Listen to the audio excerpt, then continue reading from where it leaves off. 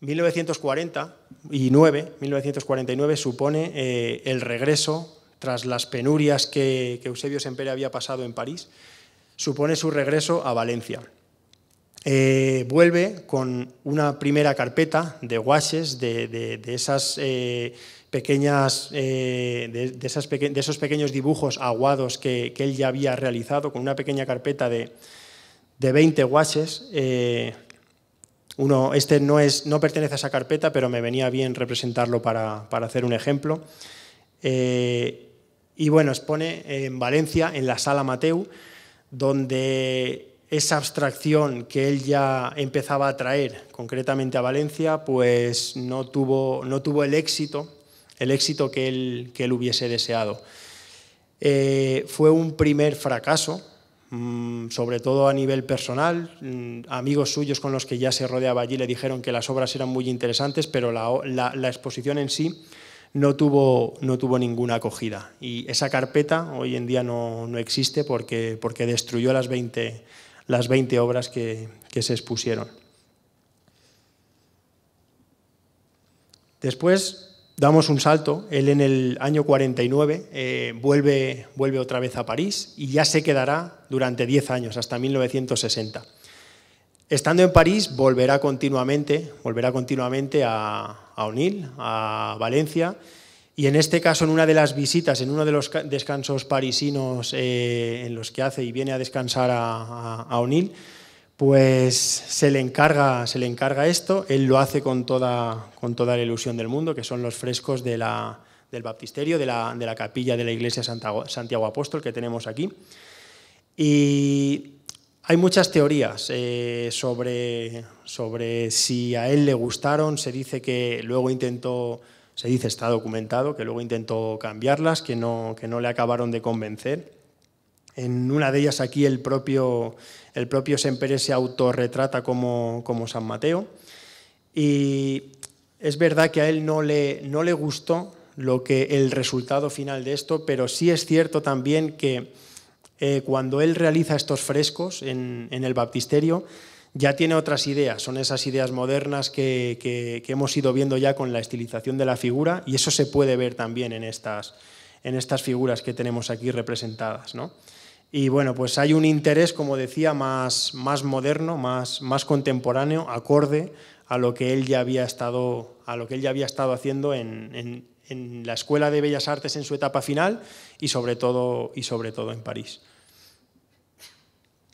Aquí tenemos ahora una pequeña representación de esa primera etapa parisina, de esos primeros años, donde esos gouaches, que como decía son una especie de acuarelas, más que acuarelas son témperas en las que se utiliza una pasta mezclada con agua y hace una consistencia mayor que lo que es la propia acuarela y no deja traslucir o transparentar lo que es el resultado final. Ahí digamos que a base de tiralíneas él ya estaba experimentando con diferentes figuras geométricas que irán avanzando un poco en lo que es el paisaje y las abstracciones geométricas de las que él será uno de los grandes protagonistas. Y esto en realidad lo que son estudios de lo que él irá haciendo, de lo que se va creando en su cabeza para ir avanzando hacia otros derroteros. La geometría, sobre todo. Es lo que él, como uno de los padres de la abstracción geométrica, un tipo de abstracción geométrica que va huyendo de alguna forma del informalismo imperante, de la pintura matérica expresionista, que también como pintura abstracta estaba predominando en estos años. Y dentro de esas geometrías y estos cubos, en este caso, que están como flotando en el aire, pues vemos también el interés por la perspectiva, por lo clásico, por el estudio, por las composiciones rítmicas, porque al final también hay como unas conexiones matemáticas entre estas figuras, y vemos pues como todo esto le va sirviendo de estudio. De esta primera etapa en París, a mí me parecen muy interesantes dos aspectos. Por un lado son, como decíamos, los gouaches, estos que hemos visto, y también los relieves luminosos. Esto es algo que Sempere utilizará también de alguna manera para crear una búsqueda de la tercera dimensión dentro de lo que son las dos dimensiones de la pintura. Y en este sentido, Eusebio Sempere también es un precursor. Estos son como cajas con sus tres dimensiones que dentro tienen unas bombillas con un pequeño motor, con un cable que va conectado a la luz. Y bueno, pues esos cuadros y esos primeros ensayos, esas primeras líneas geométricas, esas primeras figuras que él había ido avanzando a través de los guaches, es como decía, convertirlas un poco en las tres dimensiones, ¿no? El pasar también un poco de alguna forma de lo que es la escultura a lo que es el objeto, perdón, de lo que es la pintura a lo que es el objeto escultórico. Y al mismo tiempo, como digo, pues buscar esa geometría, ese ritmo de lo que es el arte óptico, el arte cinético, del cual, pues siguiendo esas influencias del pintor con el que lo hemos visto anteriormente, con Víctor Vasarely, pues llevará de alguna forma un poco más allá. Bien, otra cosa importante es el método serigráfico. Eusebio Sempere entra en contacto en el año 1955 en París, conoce a Wilfredo Arcay. Wilfredo Arcay es la persona que estaba realizando serigrafías, que estaba trabajando con los artistas de la época, y ese momento será crucial tanto para él como para su compañero de batallas, para Abel Martín, con el que desde este momento empezó a trabajar también de forma común, y muchas de las serigrafías que surgirán desde Eusebio Sempere también serán parte y también en las cuales también colaborará, como digo, su compañero Abel. Decía Sempere sobre lo que es el método: empiezo la serigrafía sin maqueta previa y voy superponiendo entramados lineales hasta que creo que están acabadas. La cantidad de colores que empleo oscila entre 16 y 24, aunque en otras ocasiones puedo resolverlos sin gradaciones de color, es decir, con colores planos en menos cantidad de color. Pues viene a ser eso, de alguna forma, ¿no? El método serigráfico, muy a grandes rasgos, es un método de estampación en el que, pues, en una especie de plancha o soporte se va expandiendo pintura que se va dejando caer va cayendo de forma translúcida a través de lo que deja, del entramado lineal que deja una tela que se ha superpuesto en esa plancha, y esa tela, como digo, se expande con una rasqueta. Entonces la pintura va quedando, a base de diferentes superposiciones, va quedando en lo que es el soporte. De ahí pues va quedando este resultado a través de infinitas superposiciones. Y bueno, pues esta serigrafía es un ejemplo claro para entender un poco la luz, la poesía y el ritmo que hay en la obra de Sempere, ¿no? Y esa vibración de encontrarnos con obras que cuando nos acercamos a ellas pues vemos la laboriosidad y el trabajo infinito que conllevan. Este es otro ejemplo, más geométrico, más simple a la hora de entender esas yuxtaposiciones y superposiciones de las diferentes líneas, los diferentes entramados, y cómo a través de, sin dibujo, sin una figura previa, a través solo de lo que son las líneas, se va componiendo lo que es la geometría. Hay otra faceta de Eusebio Sempere, menos conocida, también de su etapa parisina, que fue la de precisamente esto, ¿no? La de un impulsor desde París del arte español contemporáneo. Él cuando en principio volvió a Valencia en el año 49, después de esa primera estancia en París, se llevó ese fracaso que comentaba anteriormente, y volvió a París otra vez, volvió a trabajar duro, pero él entendía que no se sentía como un exiliado, pero sí sabía que las cosas en España podían cambiar dentro de lo que es el arte contemporáneo y dentro de lo que es también el sistema político que había en la posguerra y el régimen de autarquía en el que se encontraba España. Y a través de la correspondencia con gente que ya le estaba ayudando aquí en España, y a través de sus ideas y sus iniciativas, pues consiguió, por ejemplo, en esta fotografía lo vemos con el ministro de aquel entonces, con Fernández del Amo, es este señor que tenemos aquí, En esta foto inédita que bueno, conseguí en el Museo Reina Sofía de Alicante, en una investigación que pude realizar hace unos años, conseguí en el archivo hacer un escáner de esta fotografía, y aquí se da fe, como digo, del trabajo de Sempere en lo que se está haciendo aquí, que es la transacción para que el Museo de Arte Contemporáneo de lo que era el futuro Museo de Arte Contemporáneo de Madrid, el Museo Español de Arte Contemporáneo, como se le conocía, pues empezase a comprar obras de Jan Arp y de otros artistas importantes de la época. También se adquirió una acuarela de Kandinsky, gracias a las gestiones que realizó Eusebio Sempere.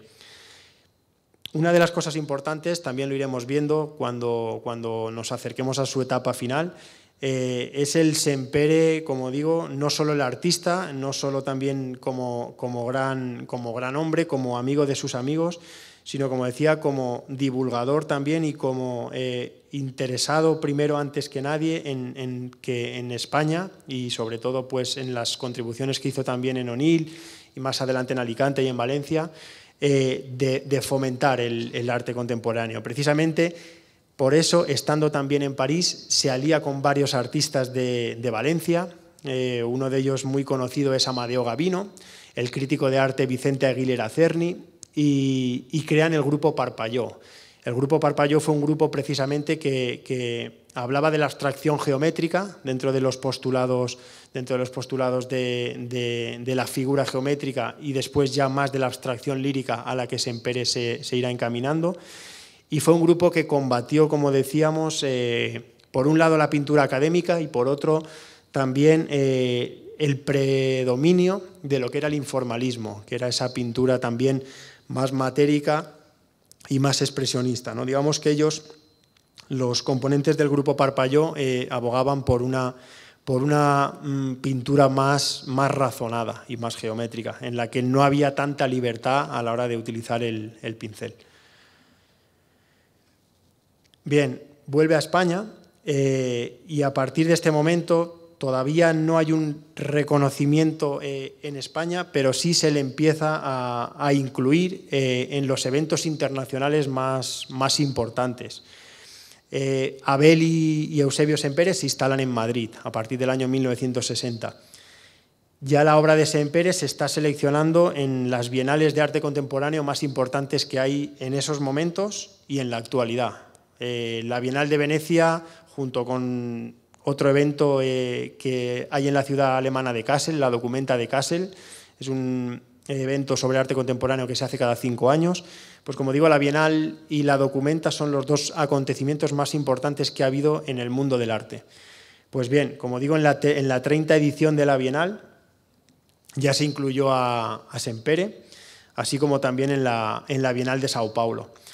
Esto entraba también de alguna manera dentro de una especie de política del gobierno también, de que no estaba todavía el régimen dando sus últimos coletazos, pero sí que desde determinados ámbitos, concretamente con el ministro de Cultura, como decía, con Fernández del Amo, se quería apuntar ya a unas formas más modernas, y precisamente era por eso por lo que ya el gobierno español ya estaba apuntando y llevando a sus artistas a eventos internacionales para que de alguna forma empezasen también un poco a mostrar lo que había en España.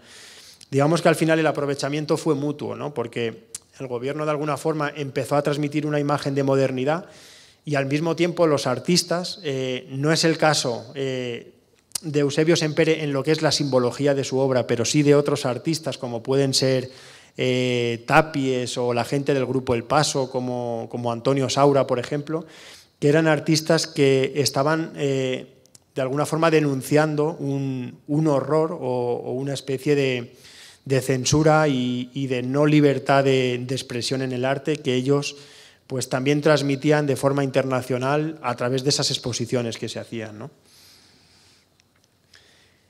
Es importante, por supuesto, dentro de la etapa parisina, pues la carpeta de las 4 estaciones, dentro de lo que es el método serigráfico, Y bueno, pues vemos como a través de las 4 estaciones, pues Eusebio Sempere ya empieza a evolucionar, va dejando de lado lo que es la geometría y se va aproximando a esa abstracción lírica, sobre todo a una abstracción en la que se apuntan también, en la que hay visos también de paisajismo y de transparencias, pero sobre todo de ir apuntando formas a través de la abstracción. Esta concretamente es invierno, esta es otoño, si mal no recuerdo, porque al final tiendo un poco a liarlas todas porque se parecen.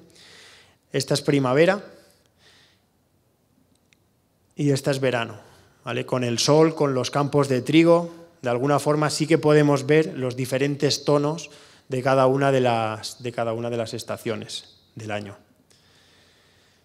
Esto es una cosa muy importante también de 1967, el álbum Nayar, en la que Eusebio Sempere pues, colaboró, no solo en este caso con el poeta Julio Campal, sino con otros poetas, pero el caso de esta carpeta es interesante, como digo, como otras tantas, porque Sempere se aproxima también a querer transmitir algo de forma más intelectual, a utilizar la figura del poeta, a seleccionar diferentes textos o inspirarse en diferentes textos para poder hacer sus obras. Sobre esta serigrafía, el poeta Julio Campal escribía: «En la preciosa selva embrujada duerme el delicado hechicero de la espera. Las lianas desenroscadas sobre la abundosa maraña de las hojas tienen el infinito color de la luz en acecho. Quieto, callas, maravillado». Esta es una de esas poesías, es uno de esos textos que inspiran, en los que trabajan de forma mutua, pues tanto el poeta como Eusebio Sempere. Y esta es interesante también en esa misma línea. En esta serie de la Alhambra de 1977, Eusebio Sempere se inspira en un texto de un poeta árabe, en Ataurique, que es como se llama además la obra que tenemos aquí delante. Y bueno, pues esa abstracción y esa geometría y esas especies de mariposas, que es lo que de alguna forma se representa aquí, esa sensación de movimiento y de aleteos, es lo que nos transmite Sempere cuando utiliza el texto del poeta árabe. La mariposa daba vueltas en torno a nuestros vasos, porque creían que eran lámparas en medio de la oscuridad, y no cesó de agitar las alas en derredor suyo, hasta que la derribaron muerta sobre el tapiz. Pues bien, como digo, esa es una obra, esta serigrafía, en la que está transmitiendo, como digo, el texto, el aleteo de la mariposa, el ritmo, el movimiento y esas tonalidades también tenues o suaves de lo que entendemos como la abstracción lírica. Aquí pues encontramos motivos árabes dentro de lo que es la serie de la Alhambra, y bueno, pues una iconografía en la que pues se va acercando mucho a esos ejemplos árabes de las formas o de las líneas que podemos encontrar en muchas decoraciones de la Alhambra de Granada. 1977. Sempere vuelve a su pueblo, nunca dejará de venir. Y bueno, pues aquí nos encontramos con el macero, lo tenemos aquí el original representado, gracias al trabajo de Marcos. Y pues bueno, como digo, pues una exposición, un homenaje ya de su localidad, entendiendo ya la trascendencia de un artista que ya había ido llevando el nombre de O'Neill por todo el mundo en estas fechas. Y aquí lo vemos en esta fotografía, que no se ve demasiado bien, pero bueno, ya vemos el interés también de las exposiciones de Sempere en O'Neill. Y esto es interesante porque en el año 78, si no recuerdo mal, Sempere, que ya había colaborado con arquitectos en otros proyectos,